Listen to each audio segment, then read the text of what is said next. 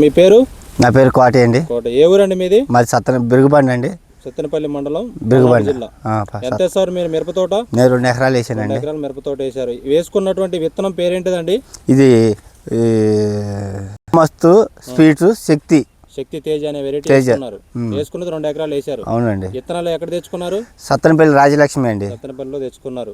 Okay, మీరు nursery మీద నాటారా, భూమి మీద నాటుకున్నారా? నర్సరీలో. జర్మినేషన్ ఎట్లా వచ్చిందండి? బాగా వచ్చిందండి. బాగా వచ్చిందా? వేసినప్పటి నుంచి ఈ వెరైటీ మీ ఊర్లో మీరు తెచ్చుకున్నారు, ఇంకెవరైనా తెచ్చుకున్నారు ఈ విత్తనాలు? ఇంకా 15 మంది తెచ్చుకున్నారు. 15 మంది తెచ్చుకున్నారు. వాళ్ళు ఎట్లా ఉన్నాయండి తోటలు? అన్ని బాగున్నాయండి. అన్ని బాగున్నాయి.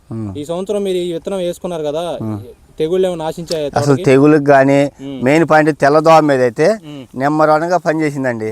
చుట్టుపక్కల ఈ ఆకారంగా పత్తి ఉంటే చుట్టుపక్కల పత్తి మధ్యలో మిరదోట బొబ్బరు మొక్క అంటూ రాలా. దోమకి బ్రహ్మాండంగా ఆగింది విత్తనం.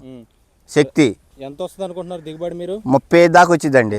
ప్రతి రైతు ఏ దగ్గర విత్తనం. ఇది కాయ క్వాలిటీ కానీ మీరు కోసారా తోట? ఇది ఆల్రెడీ 15 క్వింటాలు కోసానండి. ఫస్ట్ కోత అయిపోయింది. 15 క్వింటాలు కోయడం జరిగింది. కోసినా కానీ తోట కోయినట్లుగానే జరుగుతుంది. వేసుకోవచ్చు అండి, ప్రతి రైతు వేసుకోవచ్చు అండి. ఆ భూమి ఈ భూమి కాదు, ఇది ఆల్రెడీ నల్లరేగడండి. ఆల్రెడీ ఒరిజినల్ నల్లరేగడ. 30 అంగనాలు. ఓకే.